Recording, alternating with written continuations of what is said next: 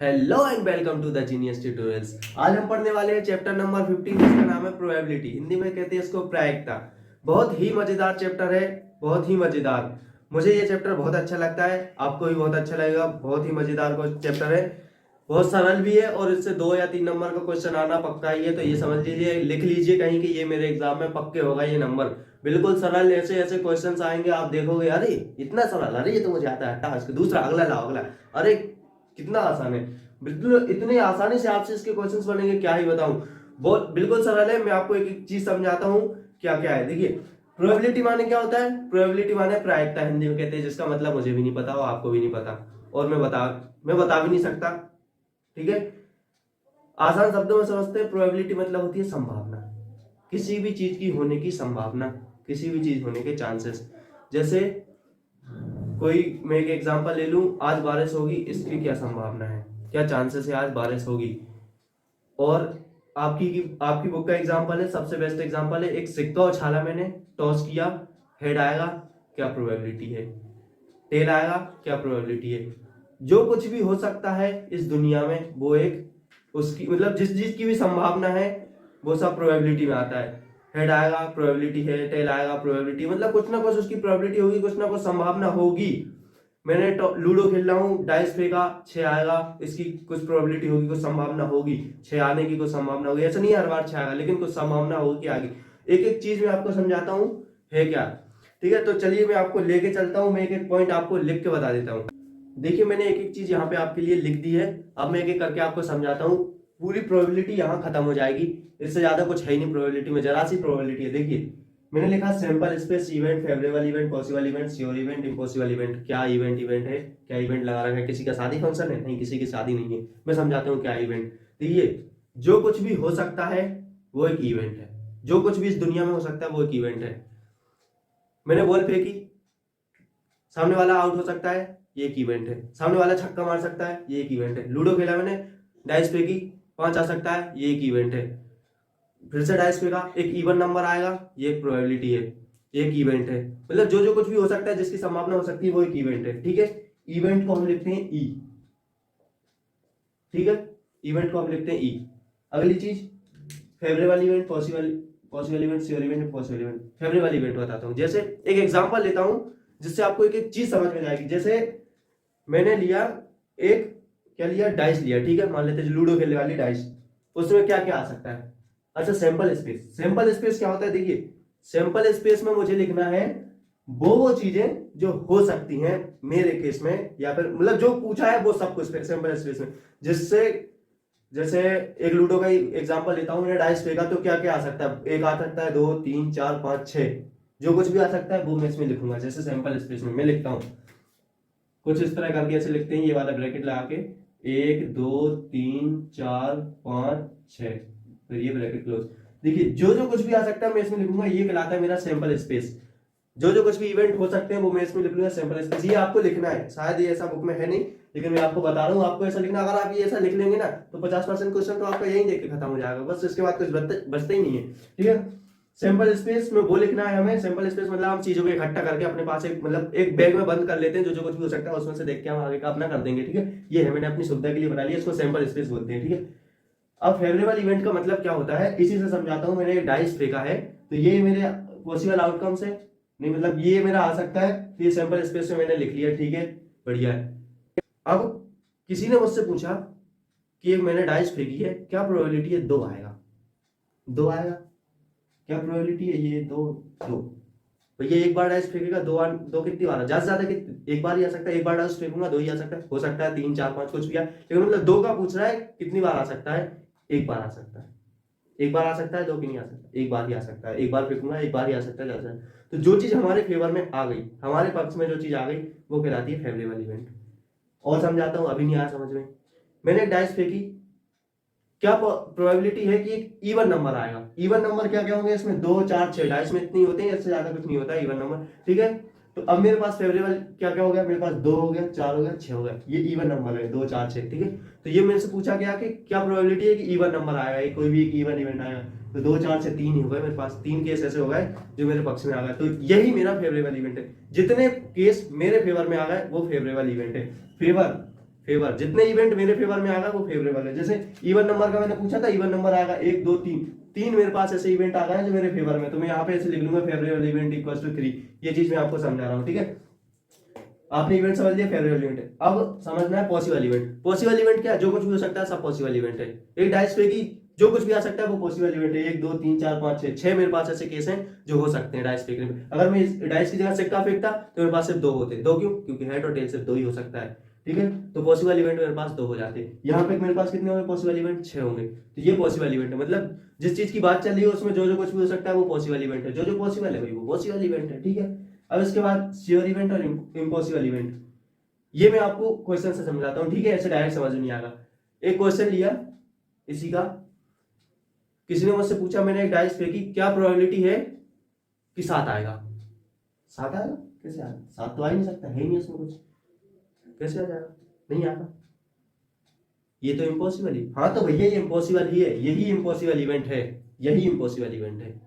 बस यही चीज मैं आपको बता रहा हूँ कि जो चीज नहीं हो सकती वो एक इम्पॉसिबल इवेंट कहलाएगा। डाइस फेंकूंगा भैया 6 7 कहां से जाएगा? ज्यादा से ज्यादा 6 तक ही आएगा, 1 से 6 के बीच में, ठीक है। अगला क्वेश्चन, मैंने डाइस फेंकी, क्या प्रोबेबिलिटी है कि 1 से 6 के बीच में ही आएगा?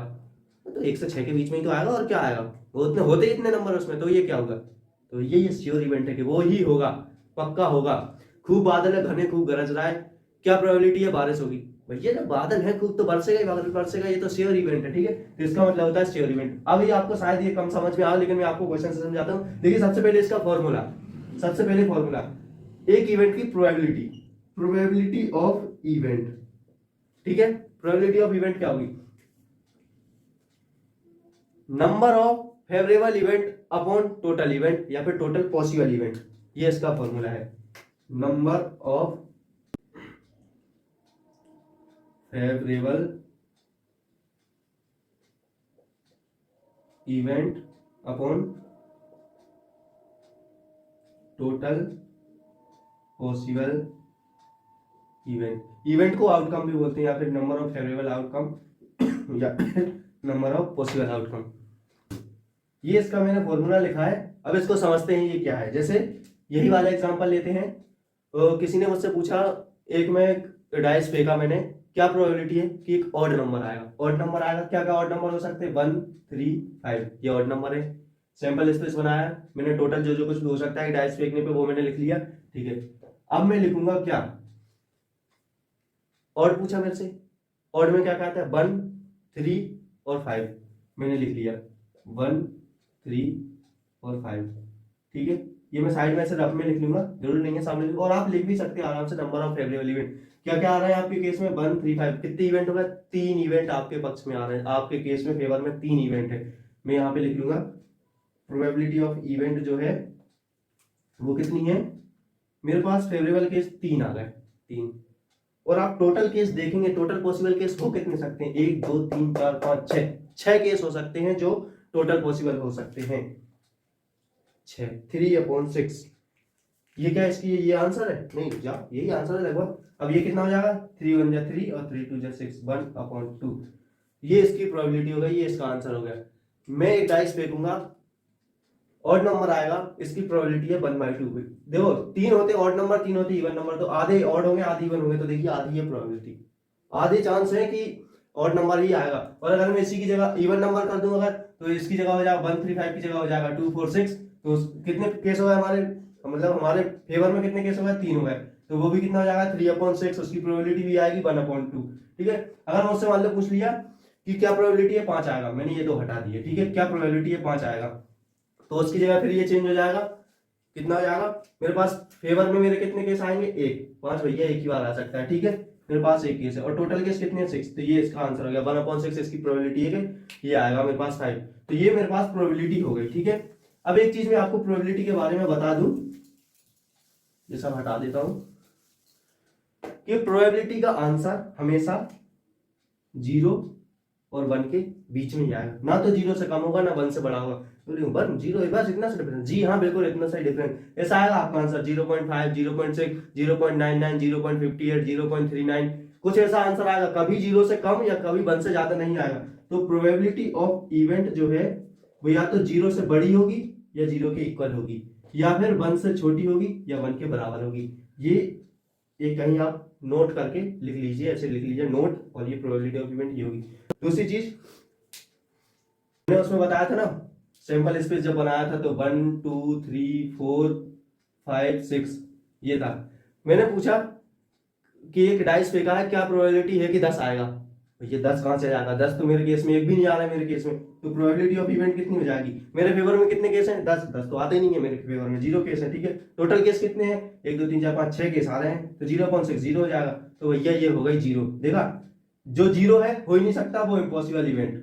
और अब मेरे से किसी ने पूछ लिया मेरा डाइस फेंका, क्या प्रोबेबिलिटी है 1 से 6 के बीच में आएगा? 1 से 6 के बीच में आएगा, ये 6 के 6 केस मेरे फेवर में आ रहा है। 1 2 3 4 5 6 ये आ सकता है। अगर मैं डाइस फेंकता हूँ तो 1 से 6 के बीच में ला रहे हैं, 1 से 6 के बीच में ये नंबर आते हैं, तो मेरे के फेवर में कितने आ गए? 6 केस आ गए, तो 6/6 1, ये हो गया 1।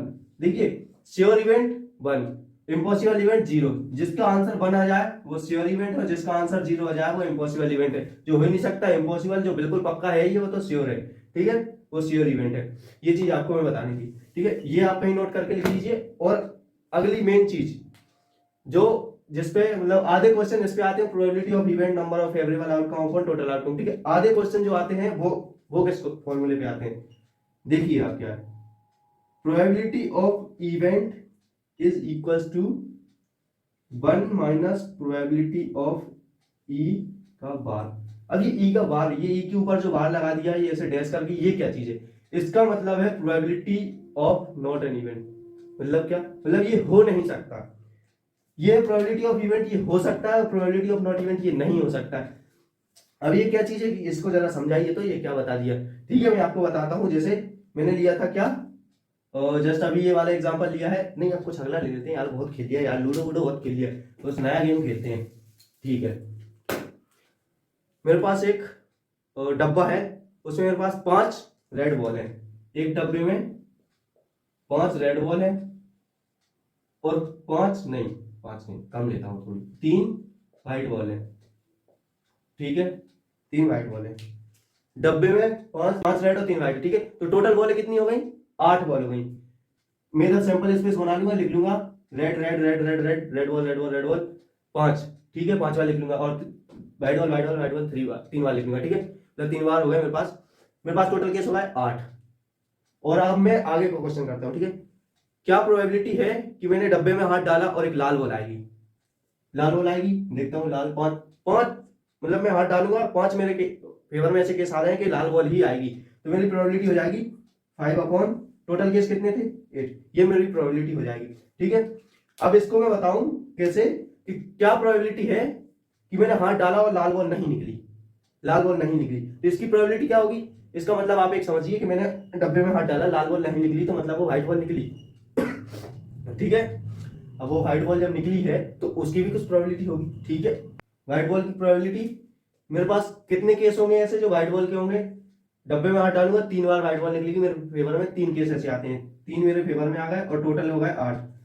5 रेड बॉल की ये प्रोबेबिलिटी, व्हाइट बॉल की ये प्रोबेबिलिटी है।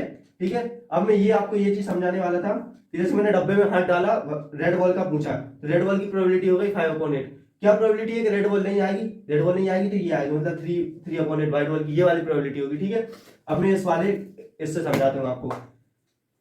ये आपका फॉर्मूला है बुक का standard formula. Probability of event जो है वो 1 minus probability of not event, मतलब जो चीज होगी अगर उसको मैं 1 में से माइनस कर दूं तो वो चीज नहीं होगी, इसका आ जाएगा। या फिर जो चीज नहीं होगी उसको मैं 1 में से माइनस कर दूं तो जो चीज होगी वो आ जाएगा। क्या बता रहा है, कुछ समझ में नहीं आ रहा, अरे अभी समझाता हूं ना। देखो, प्रोबेबिलिटी ऑफ इवेंट क्या है? 5/8 equals to 1 minus probability of not an event, ये ऐसे बाहर लगा के। ठीक है, अब इसको मैं इस साइड लाऊंगा इसको, तो प्रोबेबिलिटी ऑफ ये माइनस का इस साइड आके प्लस का हो जाएगा। Probability of not an event equal हो जाएगा 1 माइनस 5/8। ठीक है, इसको आगे सॉल्व करता हूँ। 8 यहाँ जाएगा, 8 माइनस 5/8, 8 माइनस 5/8 यही आएगा इसको सॉल्व करने पे। ये कितना आ गया? ये 8 है। 8 माइनस 5 3/8। तो देखा आपने, व्हाइट बॉल की प्रोबेबिलिटी निकल गया। इसका मतलब क्या है?